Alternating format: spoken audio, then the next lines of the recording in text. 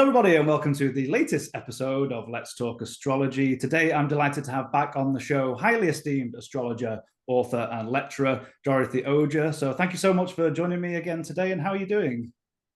Oh, great, Callum. It's good to be here with you again, and I'm excited to discuss relationships. It's wonderful to see you again. Actually, a couple of weeks ago, I was watching the Astrology podcast, and Chris Brennan was doing the commentary. I believe it was for the UAC 1986 conference, and I was sitting there and I saw this lady pop up, and I thought, "Oh my days, is that Dorothy?" So I wanted to ask you if that was you at UAC in 1986. Oh my goodness, that's hysterical. I was there in 1986. I believe that was the first UAC ever. Is Yeah, that right? I think Amazing. so. In New Orleans, right? Yeah, I think you were on the side of a boat coming out, and I thought that must be Dorothy, and I think he mentioned your name as well. So I was like, that's fantastic, absolutely wonderful. That's Anyway, very funny, Callum. That's really funny. you'll have to. I'll send you a link for. Anyway, I digress. Okay. Onto today's topic of discussion. So today we're talking about illuminating relationships and honing on Venus and other planets as well. And it's a course that you've taught for many years at Kepler College. And you've got a wonderful presentation here today. So let's dive in. All right. Sounds good. Yeah, it's one of my favorite topics to lecture about, because of course we're all always relating. There's just no way to not relate. We relate to not only to people, but we relate to our environment. We relate to everything all the time. I mean, life is relationship, really. So, yeah, so I'm going to be starting a new 5-week class for Kepler next Wednesday.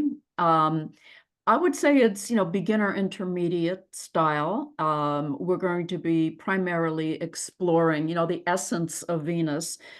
We consider Venus to be the first place to go when we're trying to understand relationships. But of course, the entire chart comes into play eventually. So we just have to focus, put our magnifying glass on Venus first. And of course, in order to really fully work with relationships, you have to understand your own Venus and your own relationship dynamics first. That is the best way to be in good relationship with other people, knowing your strengths and your weaknesses. So, I like to, as I said before, all of life is relationship, and that's how we evolve also. That's how we evolve.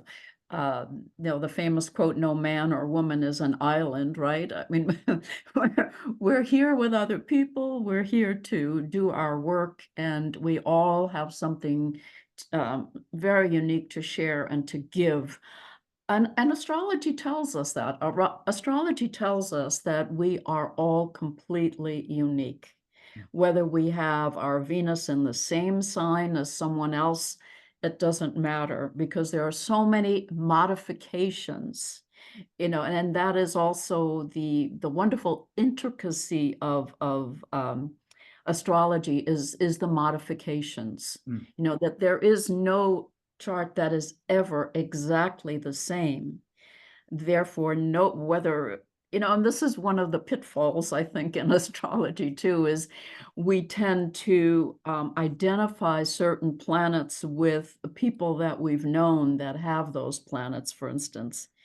But that is really giving short shrift to both Mm. astrology and the person that we're that we're considering, because you're just taking a small piece out of the chart and you're failing to put it back into the wholeness. And the essential part of astrology is to come to a place of wholeness and to understand that all of those pieces are linked together, Mm. and we can't really separate them, but in order to understand them, we pull them out, but we always have It to sounds put like you're them. saying as well to be careful of one's own bias and the lens that you look through. So, early people studying in an early time when they're looking at particular charts, not to say that because in this chart this thing is happening that it's going to apply to the next one, whether it's the same aspect, whether it's a planetary connection or signs, whatever that might be, to look through those lenses and make sure you're going through your own biases at that point. Exactly. And I think that has to be in the background all the time. If you want to be a good astrologer, it has to be in the background that, because it's so easy to fall into those places of bias. It's really easy to do. And we all do it, Yeah. but we have to remember to stop doing it. So, the first thing that I like to start with is really looking at Venus in the chart. Venus is about values. The reason that we're attracted to someone is because we find a value in them that we want to know more about, or we want to get closer to that value. So we have to first understand, well, what are the values that are important, most important to us in relationship? So a good place to start is with our own Venus position. And then, of course, we have in astrology the dignity table.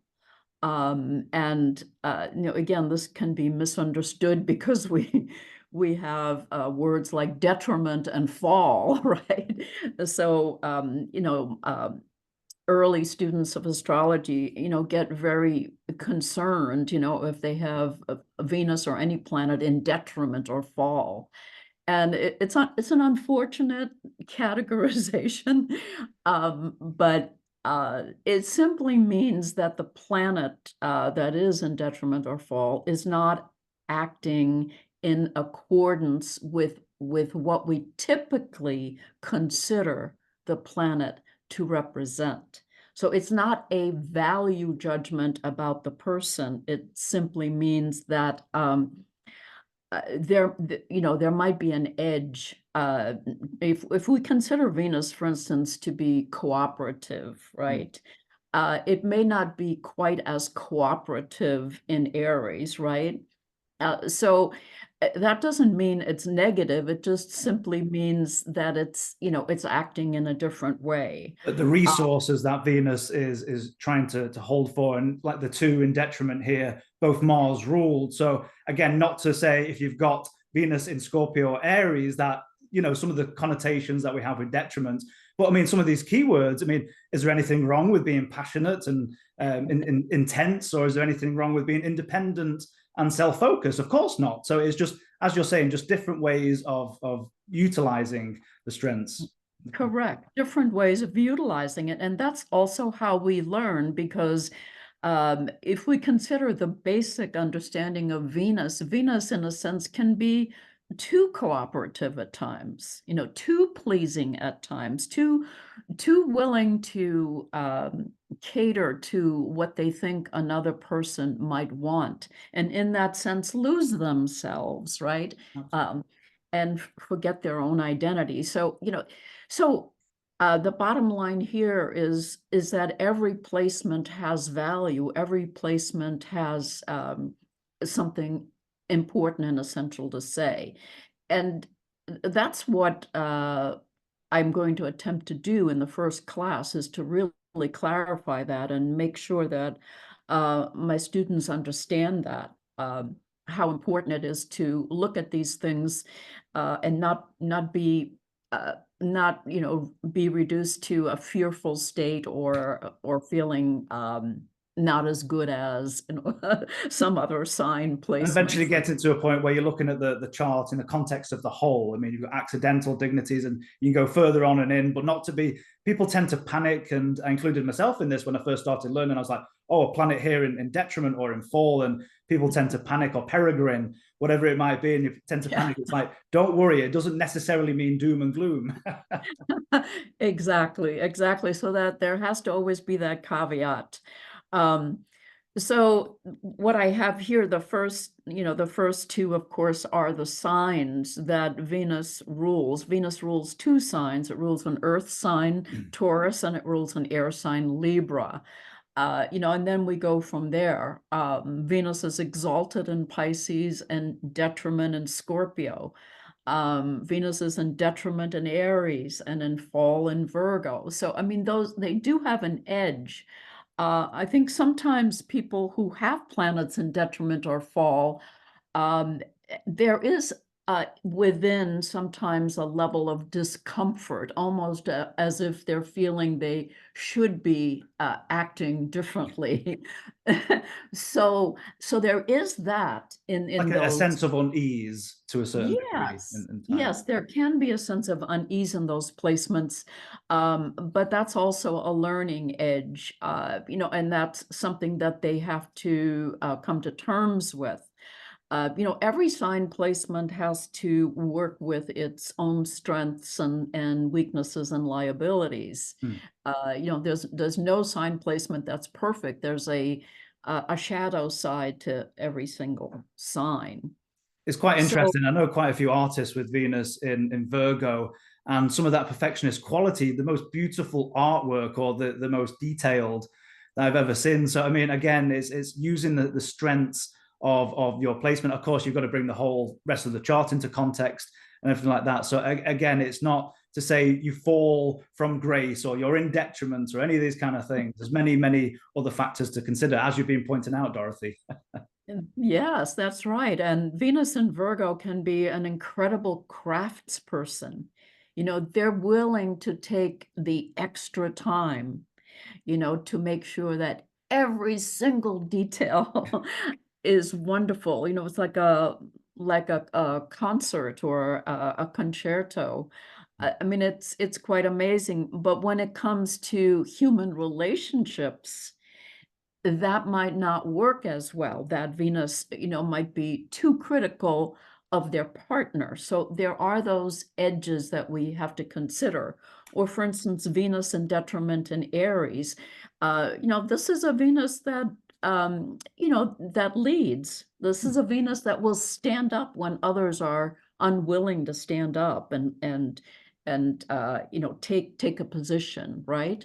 But sometimes they can be too impatient with those who are less willing to put themselves out there, or they may be. That fire element is pushing out. It's like, okay, let's get going, let's do something.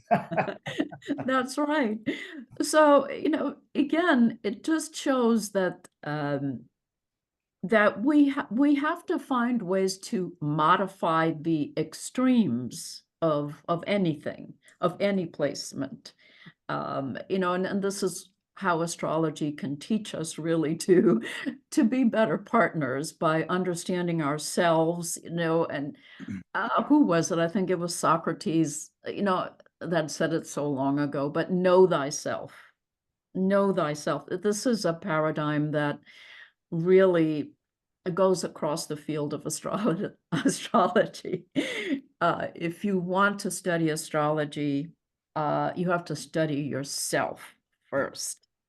And I love that, know thyself, because I don't believe there's a more powerful tool on the planet than astrology to get to know thyself. So that's a wonderful. Yes, exactly. And that's what I'm encouraging in this class. And so we're going to, first of all, analyze the students' Venus positions. Okay, we talked simply about the sign, but we know that there are so many other layers because everything from the intrinsic interpretation gets modified immediately, modified by the house it's in, the other planets that it's talking to, and of course the various dignities. You know, it's just an endless layer, that you have to peel away in order to really get to the essence. So let's see here. I put up two charts here that I thought people might be interested in at this moment in time. Taylor Swift, who is Time Magazine's Person of the Year, right? So she is really doing well right now, and deservedly so. She works hard. She And works talking really. about value, I think now she probably has a GDP of a small country or something like that. I don't know. Absolutely. I think she's well over a billionaire at this point, right? Absolutely. But you can, if we look at her Venus, and then Of course, after we look at Venus, we also have to look at Mars, but that's, that's another story here. So let's look at her Venus. Her Venus is in the fixed sign of Aquarius, right? So it's an air sign. So she wants to engage. Venus is one of the rulers of Venus. The natural ruler is Libra. So Venus is an air sign. It's very comfortable there on that level. But what jumps out immediately, of course, is we know that Pluto is about to enter Aquarius again, and Mm. she was named Person of the Year, with Pluto hovering, around her Venus at 1 degree. Now, Pluto And that hasn't first degree, even at the moment, that's quite an energetic point and a degree right now. Absolutely. absolutely. So this is also a little understanding of astrology that a transit does not have to be exact in order for energy to be generated. It can be active within a degree or two of exactitude. So last year Pluto was only at 0 degrees and her Venus is 1. Mm. So that's going to happen for the first time in all of our lifetimes, including hers. Probably in late February, Venus will reach 1 degree, somewhere in there, February, March. So her Venus is very activated. And of course, also during this cycle, she started a new relationship with Travis Kelce. That is also, very understandable when you have a planet like Pluto coming to your Venus. And That she has indicates, very interesting Venus. And of course, this is 0 degrees Aries chart. So I believe there's some, we don't quite have a right time, I believe, for Taylor correct. Swift. So anyone looking at this, don't worry too much about the houses. But that Venus, we've got that fixed air quality. And to a large degree, it's fairly unaspected as well. I mean, maybe loosely with the Mars, I mean, out of sign sextile, but that largely unaspected. It's kind of maybe extra power. It's either going to be unruly, I think, or extra powerful. And when I think of Taylor Swift, I'll just think of Venus and the Venusian qualities and power, really, and all Yes, different yes. qualities. I'm glad you talked about the chart because, yes, we unfortunately do not have a time for her or for Hmm. Travis Kelce. And so the typical thing to do is to well, this is what I do at least, is an Aries rising and 12 noon, which cuts the Yeah. moon in half. And so we know that her moon is going to be 6 degrees earlier or 6 degrees later than what Hmm. is in this chart. So we don't worry about that, and we're not talking about the moon right now. But this is also to say that you can look at planets on a per day basis and still get a great deal of information from them, except for the moon. You have to consider that the moon is going to be 6 degrees earlier or 6 degrees later, but the other planets will basically stay in the same degree on a per day basis. So we are certainly can talk about her Venus in Aquarius, which, and Aquarius, let's talk about Aquarius. Aquarius is, um, you know, uh, an energy that wants to do it their way, right? They march to the beat of their own drum. This is what they prefer. And so they often will do surprising things, say surprising things, act in surprising ways. And there's it is, it does come from the opposite sign of Leo as well. There's just this ebullient kind of expressing Hmm. without too much thinking, oftentimes about what the effect is going to be. But it comes from that sense of this is who I am. Take it or leave it, right? Absolutely, and then certainly the fixed nature, and then maybe even an element of stubbornness there. So these are my, ideas that you've got that social quality, the air quality as well. Maybe an element of aloofness if it gets too heavy. But although you can jump in there with the moon and the Earth and Yes. water planets as well. But yeah, absolutely, very very fascinating. Yes. So she has that, and she, with the Venus in Aquarius, I think she thrives in kind of a larger than life setting. She enjoys participating in something that is perhaps bigger than herself, right? Absolutely. And of course, one of the things that people love about her is that she has been very careful in using her platform for, very positive social. Oh, Uh, absolutely. If you take yeah. the word equality, which I think is synonymous with Aquarius, and you think about these stadiums, these mass large of people. Just I don't know how many people squeeze into these stadiums, but what do you call them? Swifties? I don't know. I'm not Yeah, into it, Swifties. but all these big stadiums, and I just think of this Venus and Aquarius, just the mass humanity and the mass of people, Yes. and as you said, some of the social work she's done, so about equality and about justice and about Yes. fairness between the sexes and all these different Yes. themes that come up. And for me, that just screams to this Venus, this fixed air quality. Yes, definitely. And, we talked a little bit about aloofness. There is a sense of kind of being alone in a crowd. You can be alone in a crowd. You're alone on the stage in the sense, but you're surrounded, by thousands and thousands of people. So it's an I love that. interesting dynamic. Yeah. And actors too, it's the same way for actors, on a stage. They might be very shy in person, but when they're on stage, they're almost alone. They're participating in their lines and in their stage activity alone in a sense. It's kind of a strange anomaly.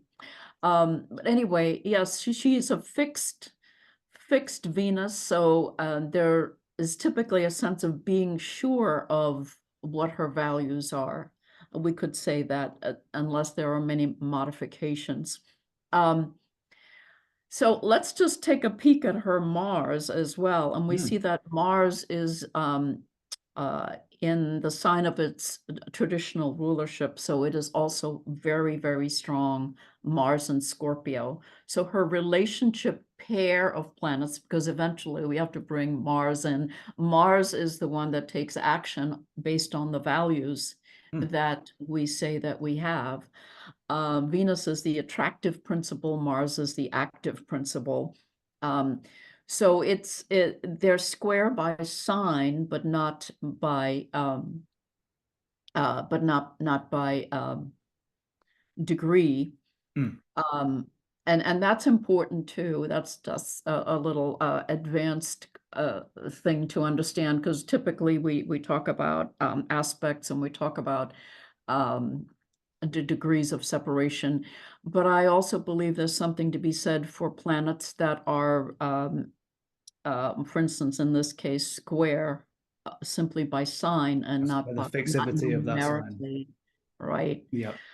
So this gives her quite a strong personality, Mm. very strong. Fixed signs are strong. They concentrate their energies, and they're not as willing to change the groove that they're in unless they're absolutely forced to do so. They don't like to change. They like to settle in, and and in that settling in, the energy kind of gets magnified in that sense, because they keep kind of wearing the groove a little bit deeper, I guess we could say. And not to get too deep in there, and we've got that ruling Mars and fairly quite a dignified chart. I mean, that's Saturn up there holding all the cardinal Earth planets. We've got that Moon as well. We've got the exalted Jupiter. So there is, in terms of, if just on the face of it, dignity looking really good. And again, I don't want to go too far into it, but I was looking before on some of the declinations, and that Mercury and Moon are both out of bounds. So I was just thinking to myself, that extra quality, that Mercury next to Neptune, we've got the Uranus connection, we've got the oppositions here between the Capra Cancer planets and the Jupiter. So I was just like magnifying this wonderful voice, and again that Venus out on stage. I just thought, what a wonderfully dynamic and a chart that appeals to the masses as well. Wonderful. Definitely. Yeah, she has some very interesting planetary placements. She has Saturn in its own sign, Mars in its own sign. Yeah, Jupiter, dignified. exalted. It's and the moon, if she has the moon there, the moon would be in domicile. It's likely the moon is there, although it could be in late Gemini.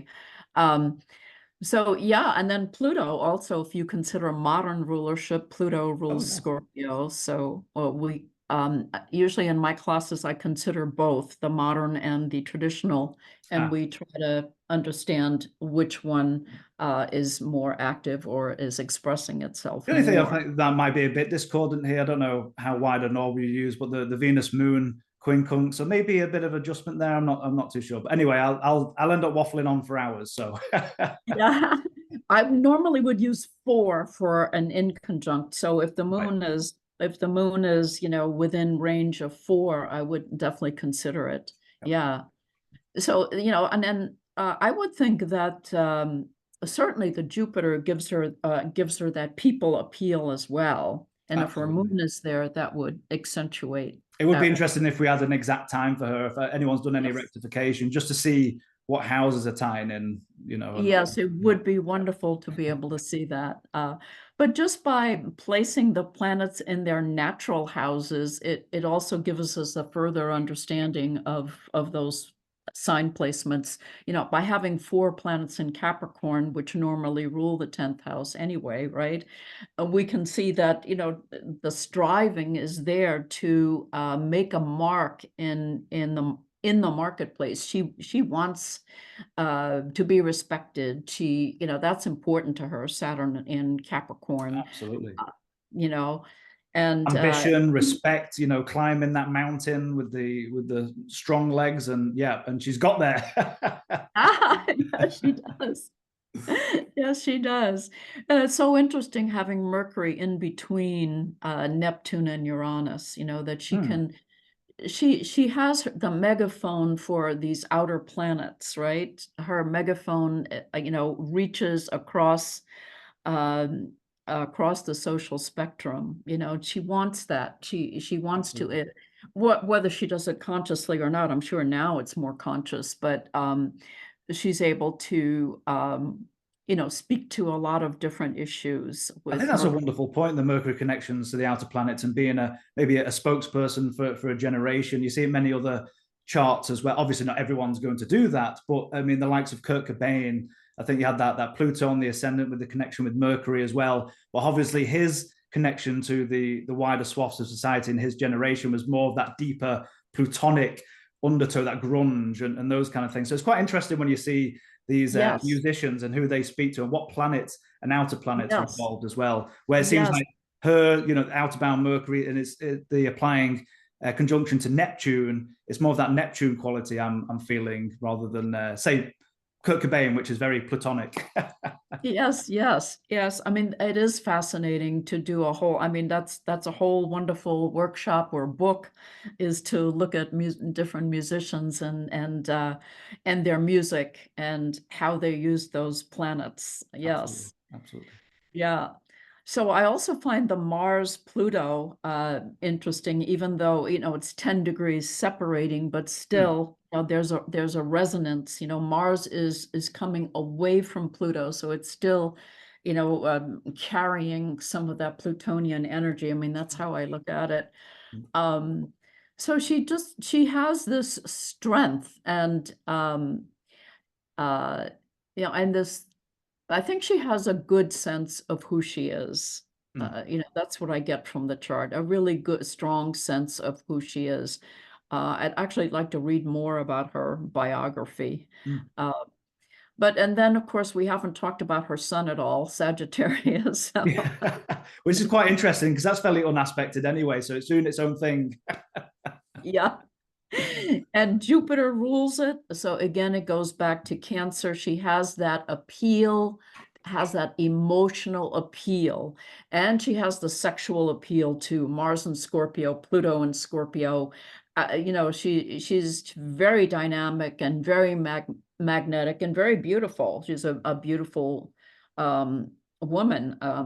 And Venus and Aquarius typically for any person, there's often something very unusual about their look, something sparkling or in some other way something unusual to the appearance.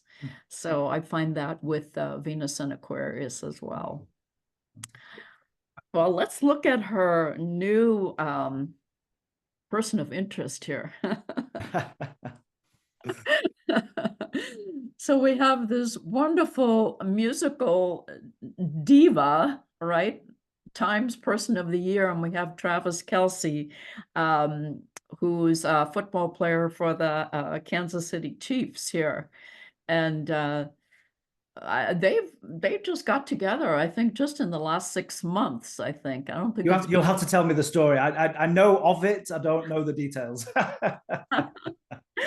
I don't know. I know they have not been together too long, but that it is quite, quite a passionate a love affair at this point. And we'll be able to see when we put the two charts together, which is also something that I will do in the class. And the second part of the class is to do what's called synastry, which is comparing one chart to the other. And we do that with double wheels. We put one chart around the center charts, and then we reverse it so that we can see how each person influences the other. So are you mainly dealing with synastry in the course, or are you bringing in Davison composite too, or is it just sticking with synastry?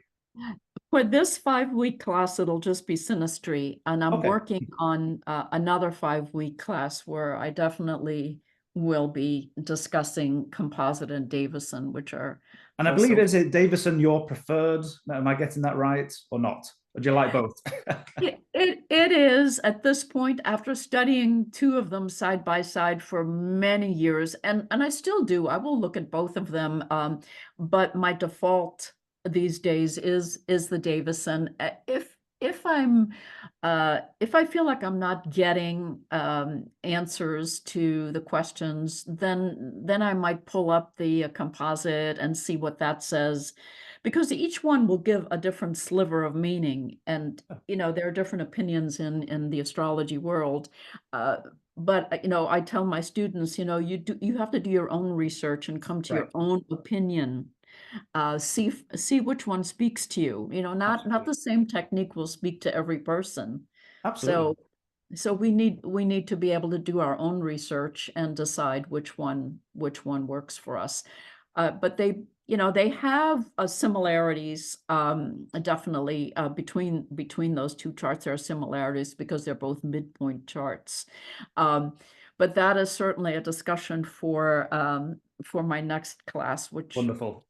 Yeah, which will be another 5-week class. But so look here, Travis has Venus in Scorpio. There we go. And I think you'll remember, and when we put them together, we can really see even more clearly that they're going to have Venus and Mars conjunct, which is a wonderful aspect for relationships. It usually is a very deep knowing of each other, a feeling of wanting to know each other, and feeling that they do know each other and connect in a very special. And I would imagine physical and sexual attraction is high on the list there as well. So high on the list. High on the list. Exactly. And those signs too, they're very passionate. They're signs that want to go beneath the surface. They're signs that want that deep, passionate connection. They thrive on it. They look for it. That's what they want. So he has that Venus, and that matches her Mars. It matches her dynamic energy of wanting to kind of have life consume her, and to just to put it all out there. She's 100%, 1,000%, and that's what people love about her. She puts that kind of energy into her work. Absolutely. And he loves that. He has Venus in Scorpio, so he loves someone who can be that committed, who can be that there, 1,000% present, perhaps we could say. He must feel that energy anyway, because he has this the Mars Venus mutual reception anyway. So I think he's understanding maybe part of that dynamic as well, about putting the effort in, and all those things you've been saying there. Absolutely, yeah. Yes, yes. He has a very interesting Mars-Venus dynamic, because on the dignity table, Venus is in detriment and Mars is in fall in Libra, right? So, but it's in mutual reception. So this is another one of those little anomalies in astrology. It helps both Mars and Venus out, like I say, both in their detriment, but having that relationship together. I think, of course, the reverse, they're not seeing one another, but still having that mutual reception, giving that extra, at least a bit of help for each other. Yes, I think exactly. So we could say that relationship is very important to this man, right? Well, he's a Libra as well, ruled by Venus. Mars ruled by Venus, as we just said. So, I mean, he wants this. He looks for this. He wants to be in relationship. So it's quite a wonderful dynamic, and I'll show you when we put the two charts together. Notice also his moon is in Sagittarius, so it would be interesting to know what Taylor Swift's moon is, whether it's in Gemini or whether it's in Cancer. It would really be nice to know. Oh, to know, yeah. Yeah. But on the face of it, they have a sun-moon conjunction, which we'll see when we put the charts together, which is also a very nice aspect between charts. Yeah, I mean, and that's another thing in synastry. We can look at things that are good combinations, but they're not the only combinations that are good, and they're not, and they don't necessarily mean longevity, right? Oh, absolutely. Just an indication that there's something extra there. But if the two people don't work at it, then it's not going to be longevity, So nothing is guaranteed in astrology. You have to work. You have to work it. You have to work your planets, and then they'll work longevity. I'm like, well, what's the Saturn's doing? What's going on with the Saturn? Exactly. Yeah, as I like to say is, you have to have some good Saturn aspects for the glue in the relationship, and trust. And then, if you break trust, then it's not good. Not likely. It's once you break trust in a big way, it's hard to recover that. So be forewarned. So they were born only months apart, so they both have Jupiter dignified. Yeah. So they reinforce that part of the chart. I might as well put this one up, because I'm talking about the synastry already. So again, we don't have a time of birth for Travis either. So we don't know how close the moon is to the sun, but again, by sign, there's a resonance. There certainly is a resonance there. Whether it's close or not, they can feel that energy. And I'm fairly liberal with the lights when it comes to orbs anyway, so it would be interesting to see what actually that is. Yes. But this one is pretty clear here, right? Oh, bang on. Boom. Venus. We're only what, about 15 minutes? 15 minutes of separation? Yeah. And Venus is faster, so Venus is catching up to Mars here. Up. Wow, yeah. So that's a wonderful aspect, and very dynamic. And from all what I've read, and they're doing quite well. We'll see if they survive. Celebrities have a really hard time, I think. Celebrity relationships. There's just so many difficulties, and paparazzi and all kinds, and their schedules and so forth. I think it's really challenging. It'd be quite interesting to see Uranus's effect. I'm trying to think dates in my head, but I can't do it that fast. But yeah, Uranus transiting Uranus eventually. I wonder what that might make of that dynamic. Oh yes, yes. Opposite Mars Venus. Yeah, that will be interesting. That will be interesting. And then, of course, she still hasn't gotten Pluto on her Venus exactly. So she's gotten some of that, Yeah. but not exactly. And when it does become exact, some other things may surface in her understanding of what she wants in relationships, Yeah. for instance. They both have Jupiter in Cancer, though. Hmm. So it reinforces that maybe that sense of family. Yeah. So, Hmm. it could get to the point where they decide, to start a family. I mean, that's a possibility with that strong Jupiter. So super Jupiter combined. I mean, they're only a few weeks apart, but still, as you said, Yes. the cardinal water, maybe that sense of family and kin, all those kind of themes. Absolutely. Yes, yes, very important. Yeah. So we'll see if they survive. I mean, we certainly wish them luck. But that's a good point. Uranus is going to be coming to an opposition of their Mm. Mars and Venus, and that will mean some kind of change, dynamic from the way it exists right now. It doesn't have to be negative, Mm. but certainly that they have to make some kind of a change. I don't know where each of them live, or I don't know those details right now. Um, It'd be quite interesting to see how his cardinal air, the Sun Mars. I mean, obviously he's living that because he's got the T square natally in his own chart, but it's a little closer with his Sun Mars to um, Taylor Swift's Saturn Neptune, I think, if I'm seeing that correctly. Yeah. Anyway, I'm just yes, thinking out of my head and just seeing yeah, any yeah. possible difficulties. I'm not sure.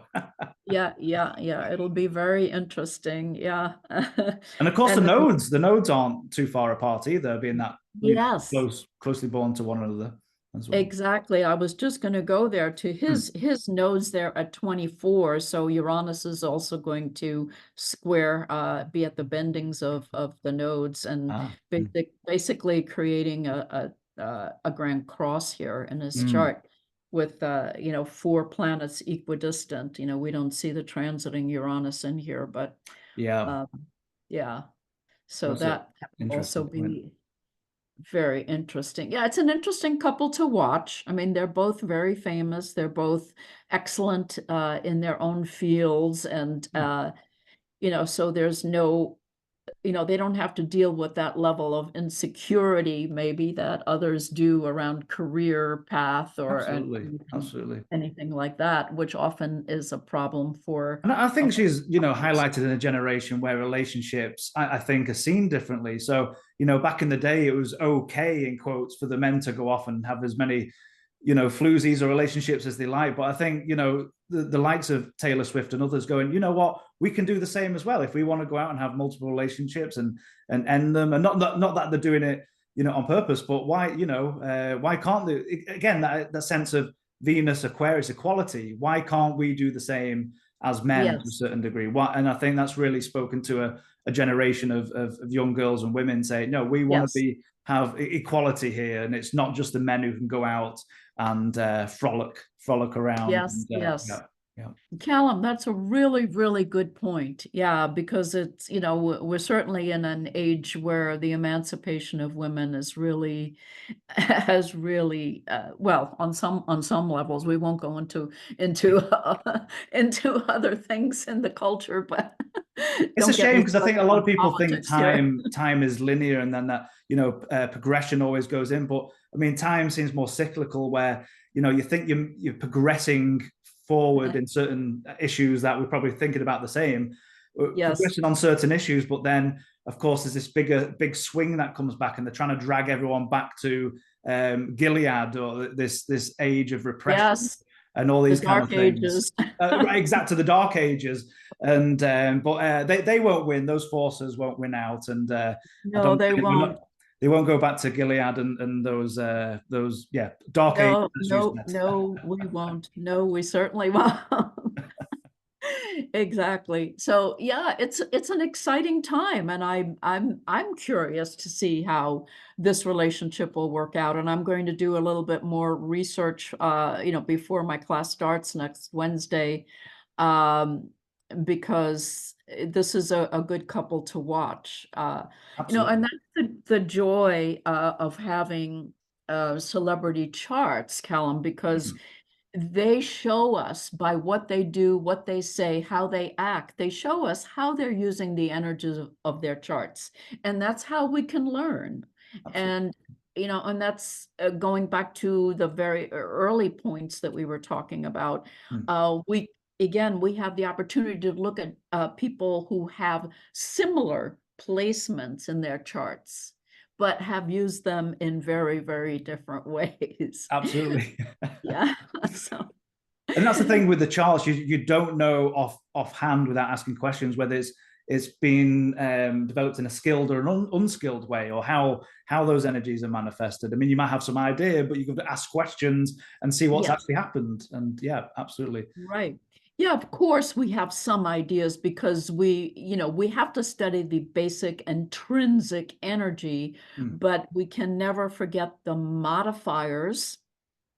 And then there's something even beyond the modifiers, which is what is the consciousness of the person who is using this chart, right? Absolutely. Oh, Absolutely.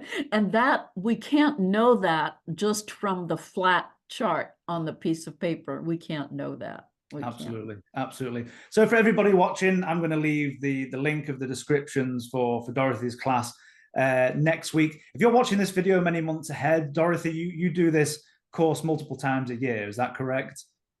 About once a year. Oh, or about so. once a year. So it comes around. It comes around again. Yes. So if you're watching this further down the line, then go and check out our course website and see where it is again. But if you're watching this shortly, then you can go and check out on our website, and I'll leave the links in the descriptions. And Dorothy, I wanted to ask you towards the end here, what's coming up for you as well? Okay. Well, teaching, I love to teach, but I wanted to let people know that I have moved my writing. I've been writing a newsletter for over 26 years. Wow. But this past year I moved to Substack. And so I'm doing more writing more frequently rather than just a newsletter once or twice a month.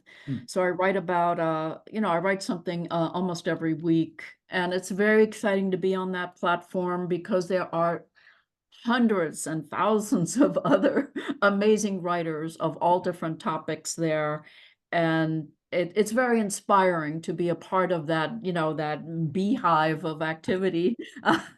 So I invite people to check out my Substack there, PlanetWeather. You can find it through PlanetWeather or Dorothy Oja. And yeah, I would love to have people read what I write. Wonderful, wonderful. And your work is absolutely fantastic. And like you said, for over 26 years as well, which is absolutely, absolutely wonderful. So for everybody watching, I'll leave the links in the descriptions along with everything Dorothy's doing as well. Absolutely wonderful. Well, Dorothy, it's always a pleasure to have you on. And thank you so much for joining us today. Callum, thank you. I love talking with you. Thank I know we you. need to do it again. We'll pick up other topics as well as we go along. We will. Wonderful. Well, thank you everyone for watching, and we'll see you all soon. Goodbye. Bye.